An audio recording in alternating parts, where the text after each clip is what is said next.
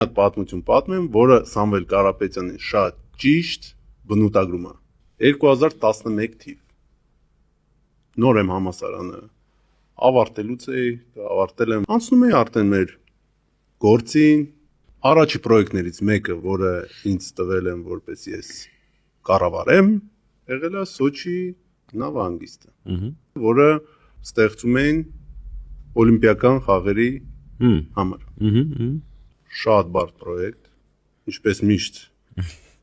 սմետա չկա, պրոյեկտ չկա, ժամկետները շատ խիստ, ահա որ հազվադեպ դեպքերից էր եղել, որտեղ մենք սենց ինչ-որ այլանդակ մինուս ենք գնացել շինարարության ժամանակ, որը բնականաբար կոմպենսավորել ենք մեր գրպանից։ Շինարարությունը կատարեցինք, պրոյեկտը հանձնեցինք, մինուսով սենց տխուր նստեցինք, в общем Տակաշիկը գալիս է ասում է, Սամվել ջան, մենք գիտենք, որ ստեղ դու ունեցել ես անսովոր կորուստ,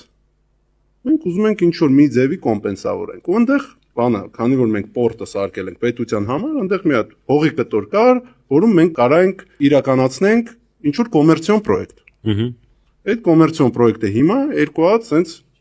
մինի դալմայոտ շոփինգ մոլներ են։ Բայց այդ ժամանակ Զակաշիկը գալիս է ասում է, մենք էքսկլյուզիվ հարաճարք քեզ ունենք, քանի որ շատ ենք բարձր գնահատում այն, որ դու ոնց որ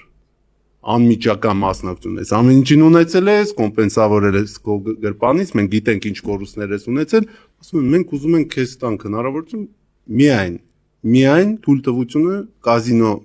կառուցելու համար, ամբողջ տարածքի, հա։ Ու չչափազանցնեմ այդ պրոյեկտի արժեքը իրականացնելուց հետո կլիներ մինիմում $300 միլիոն։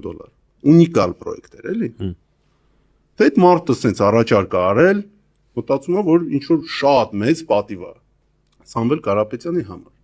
Ես էլ ներկա եմ այդ հանդիպման։ Սամվել Կարապետյանը, պապան, վերցնում է թուղթը, ասում է, «Հո, շատ լավ միտք է, բայց ոչ իմ համար»։ Ասում է, «Չէ, ինձ դա չի հետաքրքրում»։ Ես ասում եմ, այս ինձ բրտում եմ սեղանի տակ, ասում եմ, ինձ հետաքրքրում։ Ասում եմ, այս մարդը շոկի մեջ, լուրջ։ Ասում է, դե էսի, չգիտեմ, էսի մենակ դու ես ունենալու այս հնարավորությունը սենց պրոյեկտ իրականացնես։ Ասում է, չէ, ինձ կազինոն հետաքրքիր չի, ընդհանրապես։ Այս մարդը շոկի մեջ, դա ասում է, հեսա, այս թուղթը թողում եմ, դու մտածի, մի օր մտածի։ Շում ես մարդը ելնում է գնում է, մենք նստած եմ ասում եմ, բակ ջան, մենակ այս թույլտվությունը առանց այս պրոյեկտը նույնիսկ սկսելու այս թուղթը մինիմում $70 միլիոն է։ Սաղ մեր հարցերը փակելու է, սաղ այս թեմաները, այս կորուստների թեման փակվելու է։ Ասում է, հայ տղա, ես քո համար եմ հրաժարվել։ Ես ասում եմ, ո՞նց իմ համար, ես մի 20 տարեկան եմ։ Ասում է, հա, բա ինչ օրինակ եմ ես քեզ տալու։ Եթե մենք կառուցում ենք կազինո ու աշխատում ենք փող, դա նշանակում է, որ այդ աշխատած փողը ինչ որ մի մարդու կորուստն է։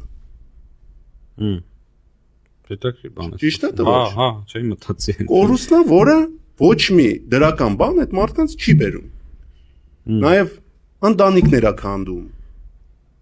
կյանքեր է քանդում։ Եթե ես սրանը հիմա համաձայնվեմ, ինչ օրինակ եմ ես քեզ տալու։ Փողը գնում է, գալիս է,